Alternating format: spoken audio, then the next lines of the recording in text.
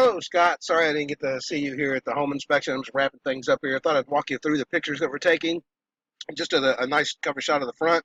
Good looking place here. As we get into it, the driveway, some common cracking out there. Just want to seal that up. Water gets in there, freezes, expands, makes it worse. It's common stuff.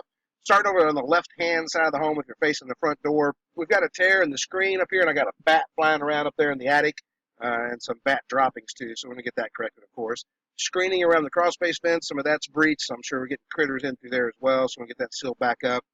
And then our crawl space vents are at grade. It'd be nice to do a little metal retaining ring around these, so you don't have to worry about snow accumulation and wind-driven rain getting in there as well. Coming around towards the front of the home, I noticed that we have excessive overhang on the shingles. We've got quite a few other issues up there we'll see here in a second.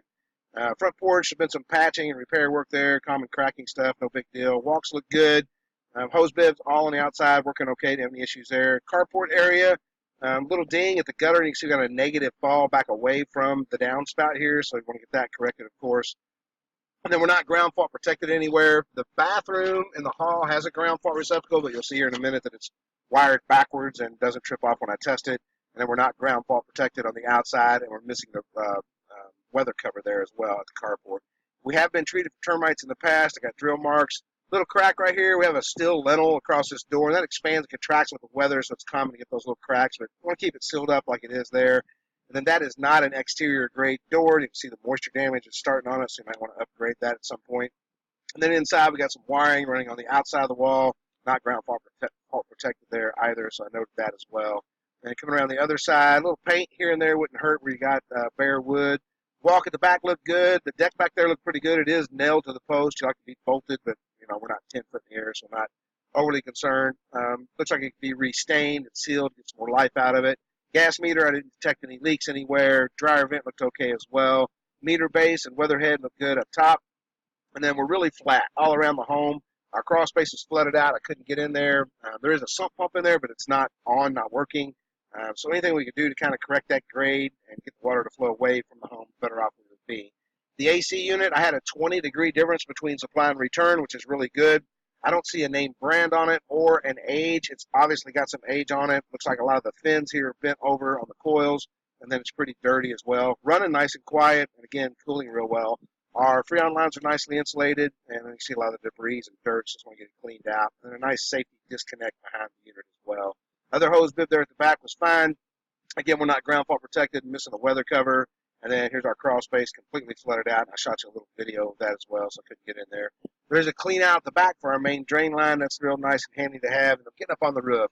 We have multiple layers up there, so we need to do a complete tear off when we go to reshingle. And you can see that these are hanging over way too far, and then they've really just seen their better days. Getting pretty slick up there, a lot of moss growing. A lot of the flashing has been shingled completely over, and that's a no-no, so when we get that corrected, just a lot of that all across the back. 3 or 4 tabs that are flipped up and gone. Another one's flashed over, and you can see all the moss, what have you. Another missing tab. So she's just seen her better days. I mean, you might get a little more time out of it, but I would be banking on replacing the roof, and you can see the moss growth and what have you. Nice set of pull-down steps to get up into the attic. We're using some extension cords up there. You'd like to do away with that. There's been a previous fire. Looks like repairs have been done. It looks pretty good, but there's no insulation over this area. I believe that would be the dining room area, where the living and dining room are together. I have an open junction box up there with a wiring, and it's stuffed full of insulation, so we definitely want to get that addressed.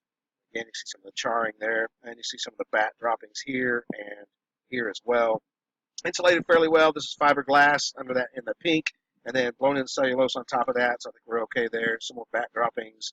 A little discoloration going to the sheathing. Back it would be on the rear right if you're facing the front door, and I think maybe it's where the protrusion for the electrical mass goes through, or the plumbing vent. You can see it here as well.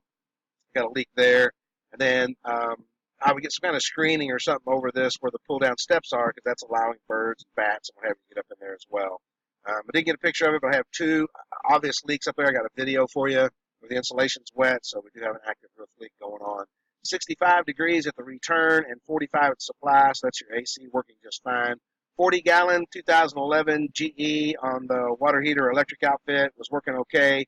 We're missing the pipe on the pressure relief valve, so we're going to get that put on, of course. And then pretty questionable on our wiring. Looks like an extension cord type wire that runs up through the attic and then down over to the panel box. So getting that corrected and properly secured would be smart. Square D or home line on our main panel box is 200 amp service. It's not labeled very well. You might want to get figured out what circuit works what. These two orange wires you're seeing coming in, excessive sheathing. You'd like to have about 6 inches of that sheathing like you're seeing right here. This one's got a little bit much, and then these are just way too much. And there's a paper backing in there that feeds fire. That's why they don't want to have that in there. Non-slip connector has got one here and on these, but we didn't do it there. It looks like a happy homeowner job there. And same way at the bottom. I got several of them that are coming through without non-slip connectors. Nice big solid strand ground, 200 amp copper service coming in. All look pretty good. Okay. And then our furnace, it hums, but it wouldn't respond. Several issues with this. The condensate line there looked okay, but our return air is coming from the unit, so we're taking the air that we paid to heat up, if you will, and sucking it back in to get rid of the carbon monoxide. It's also pulling from the attic, the louvered door there. You know, when you shut the door, it's a louvered door, so we have to be pulling air from inside the home as well. Our gas line is a yellow flex here. It's called CSST. We're required to have a ground wire back on our main line coming in before we get to this, and then it also passes into the unit. They don't like that either. This happens to be galvanized, and then I don't see a drip leg here. Typically, this would be a T, and there'd be a little piece of pipe that sticks down with a cap on the bottom of it. The idea with that is to catch any kind of debris or moisture that might be in the line, and we don't have that. And then inside the unit, standing water inside, so there's definitely a condensate issue. That might be why she's not firing up. All my electrical components there look good, but you can see we're wet, kind of standing in water. The blower motor is pretty dirty, so we get that cleaned out. This is water back in there as well. And then there's our gas line passing through, like I spoke of. The safety switch is taped in the on position. So some attention there. Again, it would not respond for me. Laundry room checked out okay. I didn't see any issues with anything there. The hall bath, we don't have really good pressure. It's good enough to pass functional flow, but if you're in the shower and somebody turns on the sink, you could get scalded, so be careful with that as far as pressure goes. I have these S traps under every sink. You want to switch these out for P traps. What happens is when the water gets up here and starts down, the velocity creates suction and pulls the water out of our trap. The sewer gas is back in the house, so you might want to get that corrected. And both cabinets have a little damage at the bottom of them, both bathrooms. And then again in the hall bath, this is wired backwards and it won't trip off when I test it. A lot of damage to the tile around the tub, so I'm sure you're aware of that. And then it was pretty slow to drain, and the commode was pretty lazy to flush as well. And then my shower diverter, when I kick that on, it does not divert all the shower to the shower head. The vent in there didn't work either. We need to have a working vent or a window in our bathroom.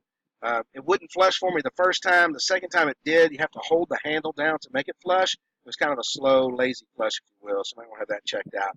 Damage to the tile around the commode. I'm sure that's when people tighten it down too tight. Cracked tile over here against the wall as well. Okay, little Jack and Jill bath, checked out okay. That sink could be tightened up a little bit. I have another S-trap underneath, no leak or anything. Again, kind of a lazy flush. You have to hold the handle. And then we're open ground in there, not ground fault protected.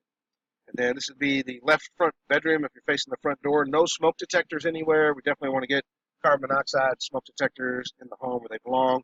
Two-prong receptacles in quite a few places. This is the window if you're facing. This is the front left bedroom if you're facing the front door. When you're standing in that bedroom looking out the windows, this is the one on the right.